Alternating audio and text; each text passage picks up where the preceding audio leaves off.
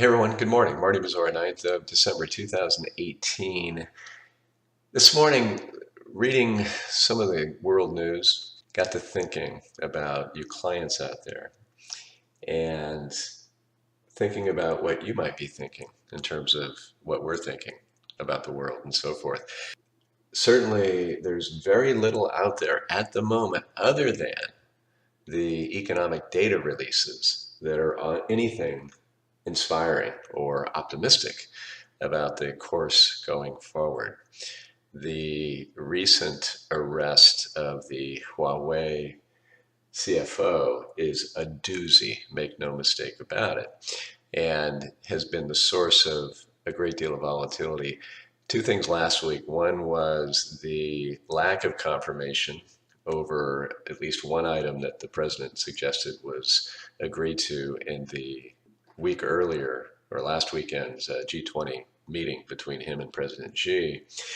That kind of got things off to a rough start on Tuesday. And there's other things out there, concerns over the Fed, although the Fed on balance has gotten more dovish. So the Fed has not been an issue like some people thought it was of late. The big one, though, is this arrest. This is a tough one in light of the circumstances. From what I understand, and nobody's really confirmed this, but from one article I read part of, President was not made aware of that arrest before it happened, and I guess he was livid. Problem is, what do you do about it now? All indications are that Huawei is guilty of sneaking business with Iran and manipulating banking relationships unbeknownst to them and so forth, in direct violation of U.S. sanctions. At least that's what we should gather based on the fact that our allies are also putting restrictions on any business with Huawei at this point. Problem, though, for the markets is that, I'll say it again, the timing could not have been worse. The Chinese have summoned their U.S. ambassador as well as their Canadian ambassador. They are demanding that she be released or they're going to take further action. It's still early on Sunday, so we'll see how things unfold, but that's something that could be a source of volatility come tomorrow morning, or there could be an announcement that there are some constructive talks on the issue, and if it gets out of the way, we could see a nice bounce. Seasonality is very much in favor of the market. The positioning of a lot of funds that have had a really rough year is very much in favor of the market. A little bit of good news, which seems difficult to even imagine at this point, could see this market taking a big leap forward. At the end of the day, this China trade war cannot continue if we are to have an ongoing economic expansion and an ongoing bull market. Why we should continue to think that odds favor a solution is because of the political risk, frankly. This will destroy political careers. There's just absolutely no ifs, ands, or buts about it. So those who can make a difference, if they want to survive politically, will have to come to some sort of a conclusion that works for the economy and for the markets. It's too bad we ever got here to begin with. So in light of all that, what keeps us relatively sanguine? I will say we have some concerns. I've been voicing those to some degree here on the blog. We are seeing some weakness in some of the data, but on balance, we're still looking at an economic expansion. We're not seeing the telltale signals that everything's about to go rolling over into the abyss. So what I want to do this morning is just run through some of the charts and things that I update every single week to continue to give me a feel for what the overall general conditions are. Let's call it a 30,000 foot view of what's happening. The first screen there in front of you below the quote, if you do not change direction, you may end up where you are heading. If you're heading in a good direction and you're expanding and you're in a bull market, definitely do not change direction and you may end up where you're heading. That's a good thing. But if you see things begin to roll over and you have clear evidence that things are likely to continue to roll over and you're entering the next recession, then of course you do want to change direction, or you will end up where you're going at the bottom of the next recession. We just have to see the evidence that that's where we're going. So what you're looking at here is the 200-day moving average for the S&P 500 for the past 30 years. This is the tech bubble bursting here.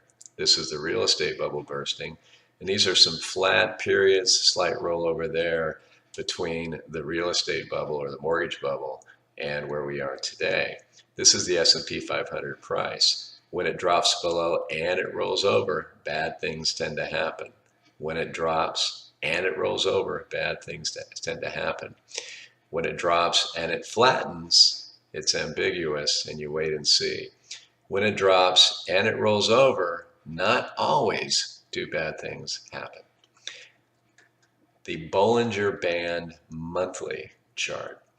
So 20-month moving average, two standard deviations above or below, and the price, monthly bar charts for the S&P. Drops below in this range here, moving average rolls over, hugs that bottom line, and you have a bad market. You have a tough time for stocks. When it's above the moving average and it's sloping higher, you tend to do well. Rolls over, mortgage bubble, tough one, right? Comes out of it, slopes higher, very bullish look. This one never actually rolled over even during these massive correction periods here. And right now, although the price has dipped just below, which it has several times since this last recession, the monthly Bollinger Band indicator, which has been a pretty good one, not fast moving, but a pretty good one, still says that if you're a long-term, thoughtful investor, probably stay the course. 5-year chart of the S&P 500. We had this long, nauseous 2-year consolidation between 2014 and 2016, broke out of it nicely, and we've entered now another consolidation period that started about September of 2017. Hit a couple of peaks, and we're still there, looking for a breakout. The longer a market goes sideways, generally the bigger the move when it finally breaks out. A technical analyst who I follow always likes to say. So this remains to be seen, how we break out of this. 1995 and 2017 correlated remarkably closely, just in terms of how they moved throughout the year. Ironically, if you put a 5-year chart up and you make 2017 and 1995 essentially the same on that chart, then of course today we'd be sitting at December 10th, 1996. Ironically, from 1992 to 1994, 2-year consolidation, very much like this one.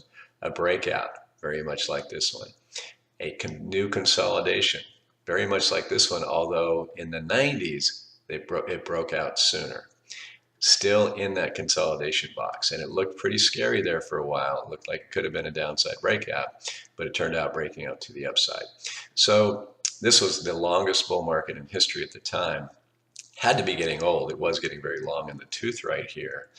But in reality, this happened to be way back here. There was another, 3+ years to go in that bull market, but boy, did it get volatile along the way. In fact, soon after this part here, this point here, when things were looking really good, you can see things began to roll over again in 97.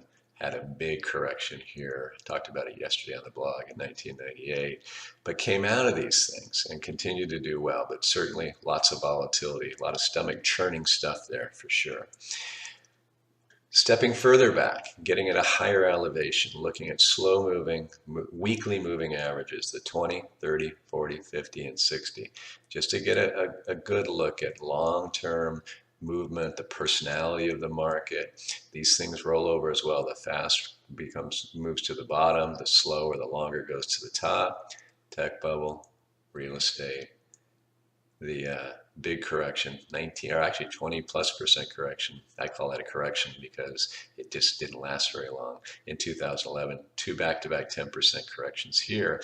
This looks like a rolling over here, but look at it today. Does this look more like this, or does it look more like times like these? Obviously, it looks more like times like these. So historically, if you move out here often, it's a bad thing to do. Of course, sometimes these moves turn into these moves, and you have to have more data and more information to layer on top of this to come to some conclusion about what you should do going forward. So I would call these false signals, these rollovers here. So what else can you do? Well, if you look at we'll call it the fundamental backdrop. This is our PWA index. Today it's 86 data points, added a couple more recently. And then score it every week like an index. Been doing it since mid-2017 each week, but then back tested it at various intervals going back. So here we were rolling over, and the index in a negative territory would suggest odds favor a recession, and that's what we got. Odds favor recession. And by the way, the PWA index was rolling over when the market was at all-time highs. Favors a recession. We got it. Here, 21% decline is what I believe it was in the S&P. Index almost rolled over, but it didn't. And look what happened. Index got pretty low during these two back-to-back corrections, but it didn't roll over. And here we are today. Again, this is a different look than it was back here, and back here. So what about this index? This weekend it scores a 29.07. These are the data points. We track things related to the consumer, retail sales, both brick and mortar, online, auto sales, mortgage apps, housing permits, starts, etc., home builder confidence. Business data, the ISM, Institute for Supply Management Services and Manufacturing, they came out last week and they were very optimistic. Small business optimism, that comes out again next week. That'll be interesting to see. Industrial production on down the line. Chemical activity index has rolled over. That's a red flag for manufacturing. However, transportation, truck tonnage has been screaming higher once again. General economy stuff, Atlanta Fed does a GDP now. 2.4 isn't bad, but it's declining. Index of leading economic indicators is still in expansion, but these things are just dropping back a bit. The surprise indexes, which are what is an economy doing relative to what economists expected 3 months ago. China just barely moved into the positive. All these others, US, Eurozone, Japan, and the emerging markets in the aggregate have been performing worse than expectations. Inflation has gotten tamer and tamer. This one sits right at 3%. I put that down from red to yellow. Commodities actually have improved a bit lately. Baltic Dry Index, the price of shipping raw bulk goods or commodities across the oceans, that's gotten higher, which means that's getting more expensive, which suggests there's more activity. Economic stress, very important. This one just turned green because the spread suggests that the Fed is less likely to hike going forward than they have been of late. The TED spread, various other things would take too long to explain. There's some weakness in here, but on balance, still not a huge amount of stress showing up in the credit markets. Sentiment among individuals and advisors is still bearish enough to be green. These are great contrarian indicators. Institutional investors are guarded, short interest. The commitment of traders for stocks and bonds, etc., are bullish right now for the most part. And then we've got some other issues too. Breadth just broke down last week, of course, with the market falling out of bed. So all this sums to an index score of 29.07. 51% of the data is positive, 22% negative, and 27% neutral. Again, not perfect, way off of where it was earlier in the year, but on balance, still not something that says, look out, we have a recession looming. Just simply not the case. Back test it. Again, I showed you a little bit of this, but here it is. These are all these tests. That horrific correction in 1998, that horrific one in 2011, lots and lots in between. But here's what a bear market looked like. Here's where the index got ugly. Notice it was down 10, and then the market rallied hard. Down 36, the market rallied hard. We get down 10, down 36 now, and we're going to miss a lot of that market rally because we're just going to be moving portfolios to a more defensive posture. So anyway, as you can see, we've had a huge high score here at the beginning of the year. This setup was really, really good. But as I said, at that time, we go trade war and this setup's going to decline, and that's where we are. But still, not something that looks ominous or super scary from an economic standpoint, despite what we're seeing in the market right now.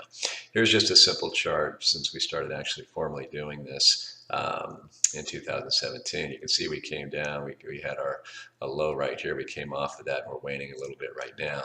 0 is where you start getting nervous. You get close to that or below that, you have to seriously start looking at moving to a more defensive posture.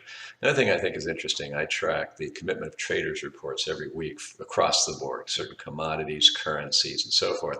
Also do it on bonds, a 10-year treasury note. This is non-commercial, so this would be speculators. These are their net positions in the bond market. Here they were before the last 2 recessions. This means they were very bullish on bonds, bearish on interest rates. Here they were betting that the economy has got issues and bonds are going to perform very, very well. You can see they can be fickle at times. They can be up and down. Here we are in 2017. At one point, they were very bullish on bonds. They are remarkably bearish, although a little less so than they were here. But the futures traders, and they're definitely smart people, right now are still generally betting on economic growth, and we're seeing that here. This looks very different than these looks here going into past recessions. We'll keep our eye on that, and we do have periods that would be warning signs, and definitely pay attention to those. Right now, we're just not even getting it here. I like this quote from hedge fund market wizards. People get all excited about the price movements, but they completely misunderstand that there is a bigger picture in which those price movements happen. Price movements only have meaning in the context of the fundamental landscape. To use a sailing analogy, the wind matters, but the tide matters too. If you don't know what the tide is and you plan everything based on the wind, you are going to end up crashing into the rocks. This is how I see fundamentals and technicals. You need to pay attention to both to make sense of the big picture. If you don't know what the tide is, which is the overall macro backdrop, movement in terms of general conditions, and you plan everything just based on the wind, and that's that huge volatility like we had this last week, you're likely going to end up crashing into the rocks. Lastly, chart I put together a long time ago and keep it updated every week. When conditions, both technically and fundamentally, make sense, when our index is in the green, and in this case, these moving averages are not rolling over, we maintain a growthy asset class and sector allocation until the weight of the evidence changes, and we live with volatility, sometimes extreme volatility. When things roll over, the technicals, fundamentals are telling us odds favor a contraction. Maintain a defensive asset class and sector allocation until the weight of the evidence changes, and then preserve principle. Right now, as I just illustrated, while there's definitely some uncertainty beginning to show up in here, we're still looking at technicals and fundamentals telling us that the long-term trends are intact. I think there are some exogenous issues that if they come to resolution before things begin to roll over and the data begins to tell us something differently, I see very good things potentially happen in the markets. And I'll be here to walk you through it as it develops. Thank you as always for watching and listening. Talk to you again very soon. Bye-bye.